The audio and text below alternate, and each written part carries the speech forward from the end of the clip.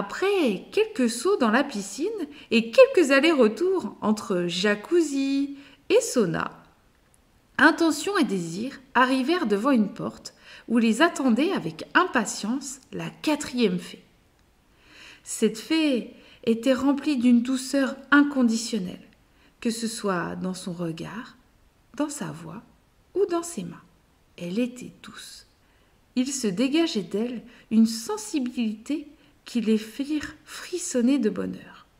« Je suis ravie de vous accueillir. Je vous en prie, allongez-vous, » dit la fée de sa voix douce. Intention et Désir étaient ravis qu'on leur propose de s'allonger. « Tu crois qu'on va faire une sieste ?» demanda Intention. « Je ne sais pas, » répondit Désir. « Laisse-toi bercer. » La fée les enroba dans des draps et des couvertures. Ils se sentirent bien et en confiance. Elle leur demanda de fermer les yeux et de laisser la magie opérer. Les deux acolytes se sentirent partir dans un tourbillon de douceur, de bonheur et de légèreté. Ils avaient l'impression de rêver.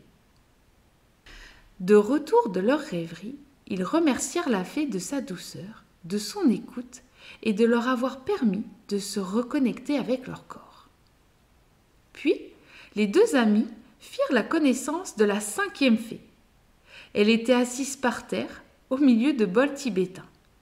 Sur sa gauche se trouvaient des oracles et sur sa droite se trouvait un drôle d'instrument de musique. « On dirait une soucoupe volante !» s'exclama Intention. « Je me demande comment on y joue, » pensa-t-il. La fée ne tarda pas à répondre à cette question. Elle tapa dessus de ses doigts délicats et des sons sortirent de cette soucoupe. « Oh, c'est beau! Je peux essayer ?» demanda Désir. La fée lui tendit l'appareil qui s'appelait un handpan. Et Désir joua de la musique. Il était ravi. Cette fée était vraiment rigolote. Elle leur raconta des histoires plus drôles les unes que les autres, ce qui les faisait beaucoup rire.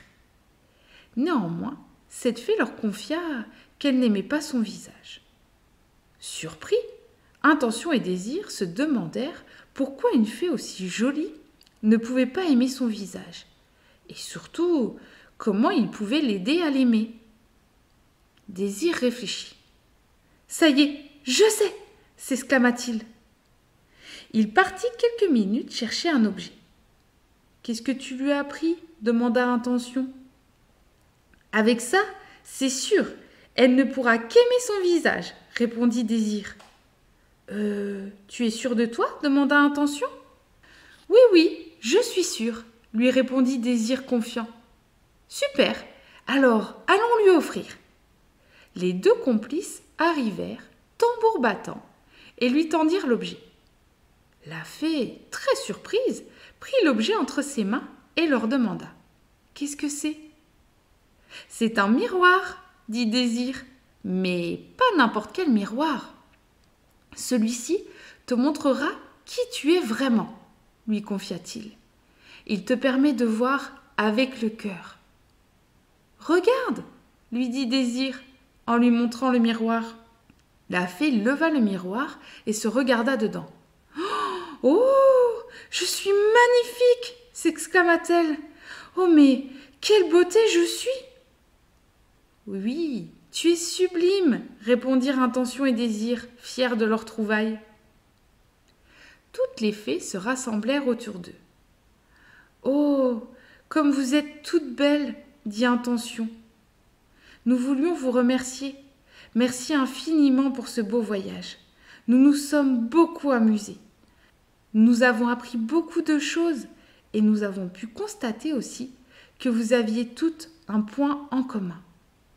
L'amour. L'amour, c'est l'amour qui nous a portés durant ce voyage. Alors, merci. » L'étoile arriva quelques instants plus tard et d'un coup de baguette magique les ramena chez eux.